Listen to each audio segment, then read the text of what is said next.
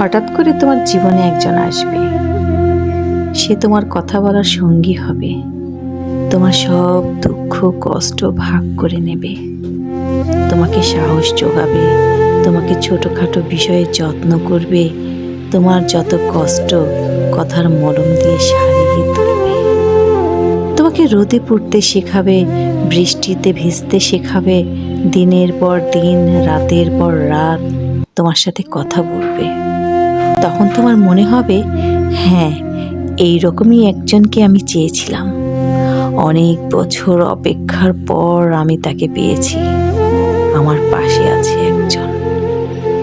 তারপর যখন কথা বলার অভ্যাসটা তোমার বদ অভ্যাসে পরিণত হয়ে যাবে, তখন একদিন হঠাৎ করে মানুষটা বদলে যাবে। তোমাকে ব্যস্ততা দেখাবে, সারাদিন অপেক্ষা করার পরেও একটা মেসেজ বা কল আসবে না। তুমি বারবার ফোন চেক করবে, কিন্তু তোমার অপেক্ষায় থেকে যাবে।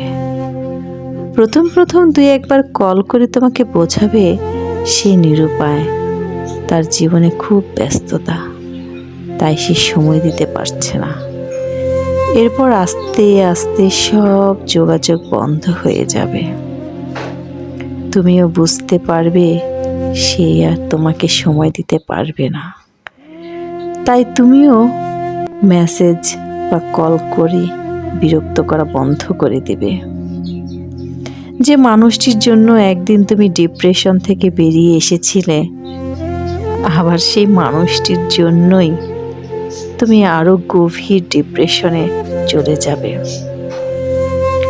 তখন মনে হবে আগে তুমিটাই ভালো ছিলে, আগের একাকিত্বটাই ভালো ছিল। জীবনে একা একা থাকা খুব সহজ, কিন্তু জীবনে কেউ এসে চলে যাওয়ার যে একাকিত্ব, সেটা বড়ই কষ্টদায়ক।